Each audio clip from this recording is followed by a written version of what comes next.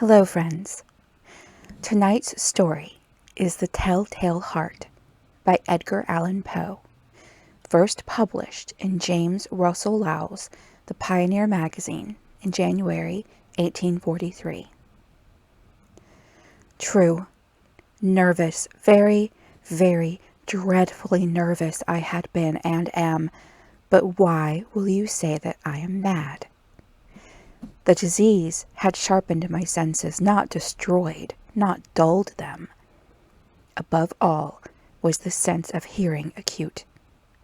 I heard all things in the heaven and in the earth.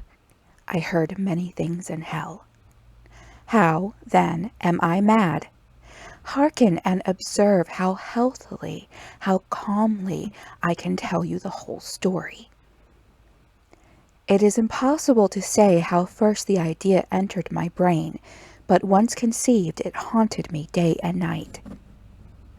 Object there was none, passion there was none. I loved the old man. He had never wronged me, he had never given me insult. For his gold I had no desire. I think it was his eye. Yes, it was this. He had the eye of a vulture, a pale blue eye with the film over it. Whenever it fell upon me, my blood ran cold. And so by degrees, very gradually, I made up my mind to take the life of the old man, and thus rid myself of the eye forever. Now this is the point. You fancy me mad. Madmen know nothing. But you should have seen me. You should have seen how wisely I proceeded, with what caution, with what foresight, with what dissimulation I went to work. I was never kinder to the old man than during the whole week before I killed him. And every night, about midnight, I turned the latch of his door and opened it, oh, so gently. And then, when I had made an opening sufficient for my head, I put in a dark lantern, all closed, that no light shone out. And then I thrust in my head. Oh, you would have laughed to see how cunningly I thrust it in. I moved it slowly, very, very slowly, so that I might not disturb the old man's sleep. It took me an hour to place my whole head within the opening so far that I could see him as he lay upon his bed. Would a madman have been so wise as this? And then, when my head was well in the room, I undid the lantern cautiously, oh, so cautiously. Cautiously, for the hinges creaked. I undid it just so much that a single thin ray fell upon the vulture eye. And this I did for 7 long nights, every night, just at midnight. But I found the eye always closed, and so it was impossible to do the work, for it was not the old man who vexed me, but his evil eye. And every morning, when the day broke, I went boldly into the chamber and spoke courageously to him, calling him by name in a hearty tone, and inquiring how he has passed the night. So you see, he would have been a very profound old man indeed to suspect that every night, just at 12, I looked in upon him while he slept. Upon the 8th night, I was more than usually cautious in opening the door. A watch's minute hand moves more quickly than did mine. Never before that night had I felt the extent of my own powers, of my sagacity. I could scarcely contain my feelings of triumph. To think that there I was opening the door little by little, and he not even to dream of my secret desires or thoughts.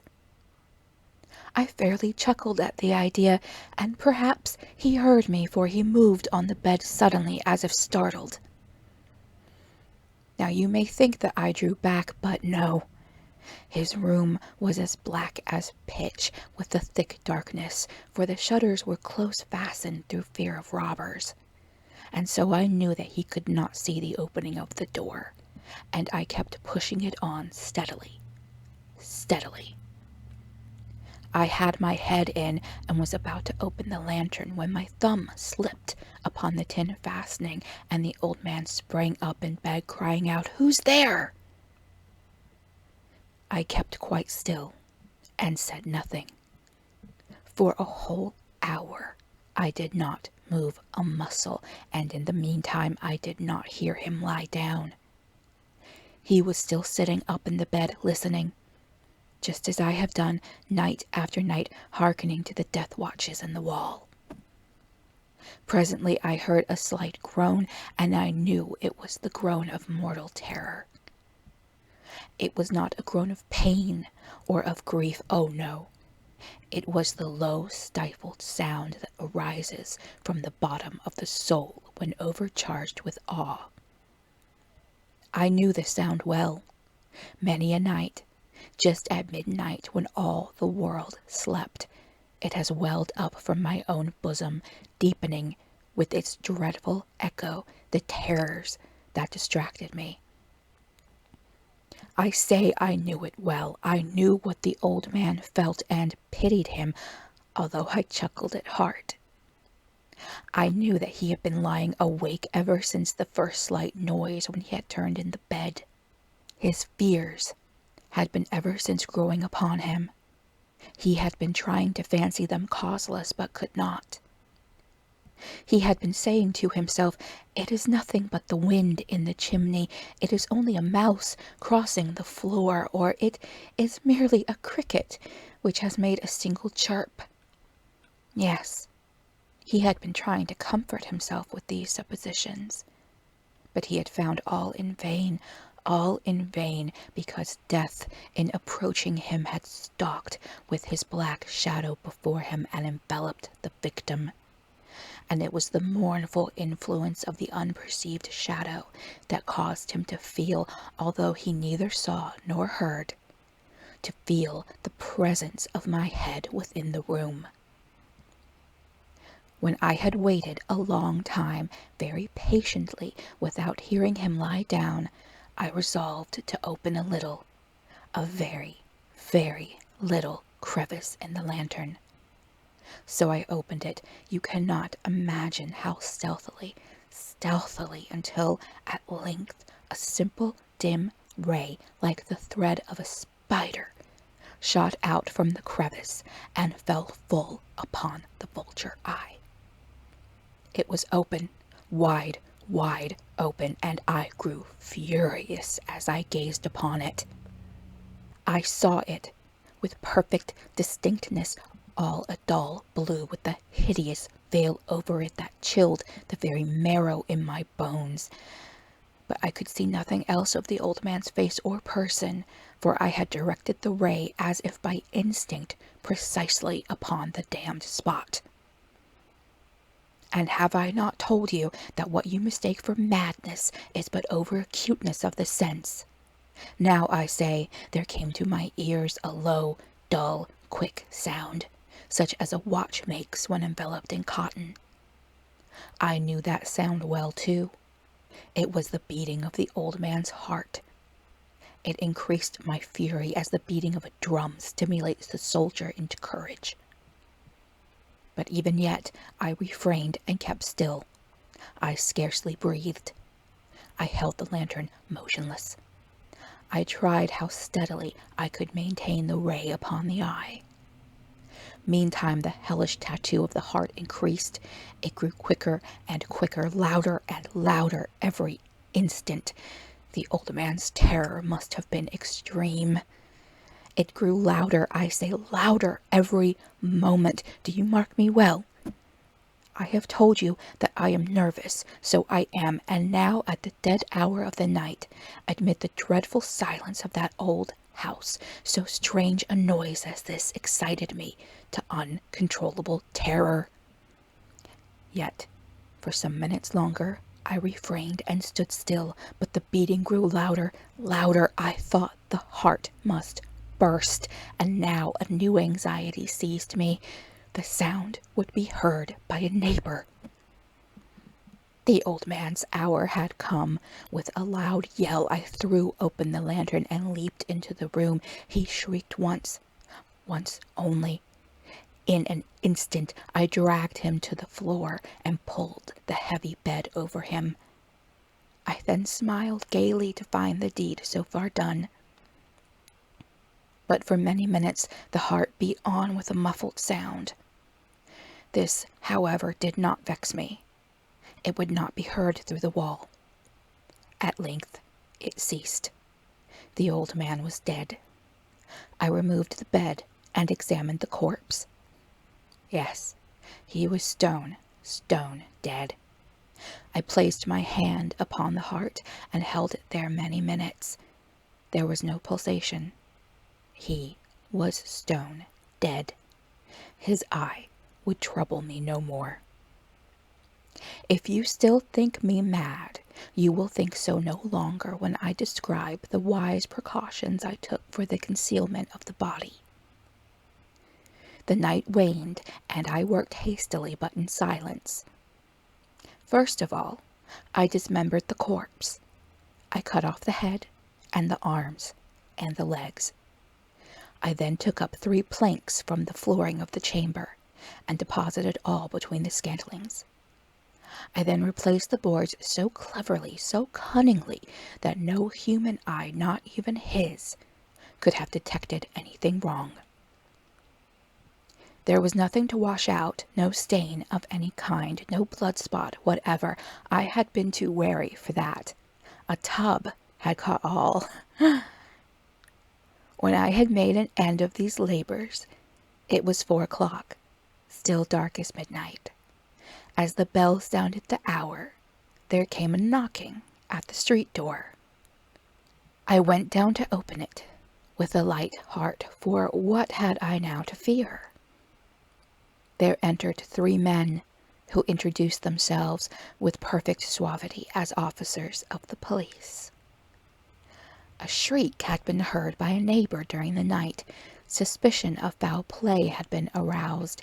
Information had been lodged at the police office, and they, the officers, had been deputed to search the premises. I smiled, for what had I to fear? I bade the gentleman welcome. The shriek, I said, was my own in a dream. The old man I mentioned was absent in the country. I took my visitors all over the house. I bade them search well. I led them, at length, to his chamber. I showed them his treasures, secure, undisturbed. In the enthusiasm of my confidence, I brought chairs into the room and desired them here to rest from their fatigues, while I myself, in the wild audacity of my perfect triumph, placed my own seat upon the very spot beneath which reposed the corpse of the victim. The officers were satisfied. My manner had convinced them. I was singularly at ease. They sat, and while I answered cheerily, they chatted of familiar things. But ere long, I felt myself getting pale and wished them gone. My head ached, and I fancied a ringing in my ears, but still they sat and chatted. The ringing became more distinct. It continued and became more distinct.